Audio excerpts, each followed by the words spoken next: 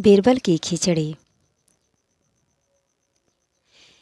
कड़कड़ाती सर्दियों के मौसम में एक दिन एक ऐलान किया गया कि अगर कोई व्यक्ति पूरी रात भर पानी के अंदर छाती तक डूबकर खड़ा रह पाएगा तो उसे 1000 मोहरों का इनाम दिया जाएगा।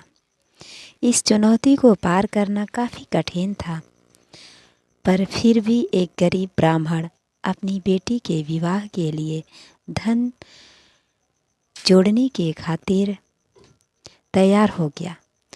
जैसे तैसे के उसने कांपते ठिठुरते रात निकाल ली और सुबह बादशाह अकबर से अपना अर्जित इनाम मांगा। अकबर ने पूछा कि तुम इतनी सर्दी में रात में पानी के अंदर कैसे खड़े रह पाए। ब्राह्मण ने कहा कि मैं दूर आपके किले के झरोखों पर जल रहे दिए का चिंतन कर के खड़ा रहा और यह सोचता रहा कि वह दिया मेरे पास ही है। इस तरह रात बीत गई। अकबर ने यह सुनकर तुरंत इनाम देने से मना कर दिया और यह तर्क दिया कि उसी दिए की गर्मी से तुम पानी में रात भर खड़े रह सके, इसलिए तुम इनाम के हकदार नहीं। ब्राह्मण रोता हुआ उदास होकर चला गया। बीरबल जानता था कि ब्राह्मण के साथ यह अन्याय हुआ है। उसने ब्राह्मण का हक दिलवाने का निश्चय कर लिया। अगले दिन अकबर और बीरबल वन में शिकार खेलने चले गए। दोपहर में बीरबल ने तिपाई लगाई और आग जलाकर खिचड़ी पकाने लगा। अकबर सामने बैठे थे। बीरबल ने जानबूझकर खिचड़ी का पात्र आग से काफ़ी ऊंचा लटकाया।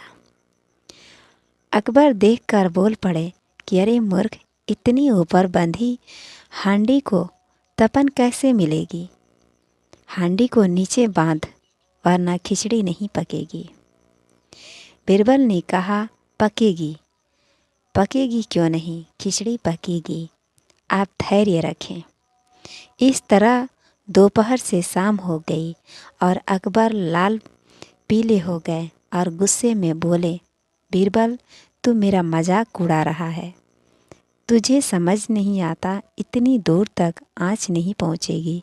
हांडी नीचे लगा।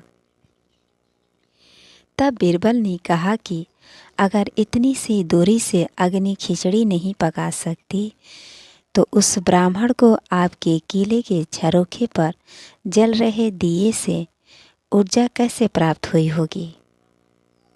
यह सुनकर अकबर फौरन अपनी गलती समझ जाते हैं और अगले दिन ही गरीब ब्राह्मण को बुलाकर उसे 1000 मोहरे दे देते हैं और भरे दरबार में गलती बताने के बीरबल के इस तरीके की प्रशंसा करते हैं। कभी किसी के साथ अन्याय नहीं करना चाहिए। धन्यवाद।